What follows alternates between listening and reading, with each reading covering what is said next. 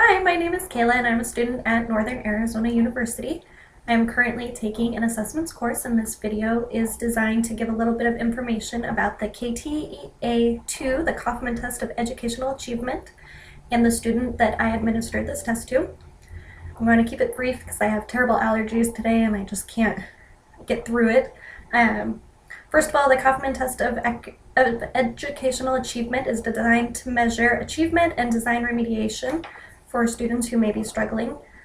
The KTEA is an individually administered measure, and it is for ages 4.5 through 25. I gave this test to a student named Andre. We did the test on November 25th, which was the day before Thanksgiving, which may have impacted some of the test. Andre is a 17-year-old male. He is a senior in high school. And one of the reasons that I chose to work with Andre is because his family immigrated from Russia when he was 7 years old. Andre is fluent in English, however, his primary language is Russian, and that's the language that's spoken at home by both parents. Unfortunately, on the day of the test, Andre had a cold, and I could tell through some of the tests that it was starting to wear on him, that he was having a hard time concentrating and a hard time getting through some of the questions, especially in the math portion. And as the test progressed, as we were there longer, he was really having a hard time sustaining attention.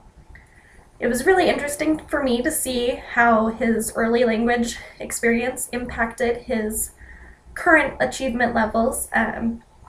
Because he is fluent in English and is a fairly good student, he actually did very well. He was right on track for his age group.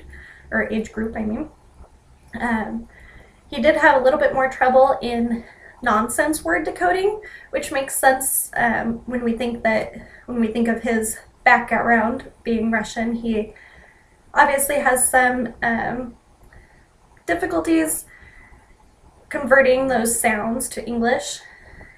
Overall, he did really well. Spelling and oral expression, written expression, he did fine on, even though he was a little bit unsure about his abilities. On the math portion of the test, like I said, his cold was getting to him a little bit, and there were several questions that he skipped. And when I asked him about it after the test, he said he was just having a really hard time staying focused, and that his cold felt like it was getting a little bit worse as the day progressed. So he did leave some of those blank rather than try to work through them. Overall, it was a really neat experience to give this test to him. And to notice things about myself that I didn't know when I give the test. For example, obviously as a teacher we want to help people and we want to give them the answers, and that's not part of the test, and it took a little bit of focus to stay on track and to only say what I was supposed to say on the script and to only give the prompts that I'm allowed to give. Overall, I think it went really well. Obviously, since I'm a student, the test is not valid, but I feel confident in my ability to give the test to a student. And that's it. That's where we're at.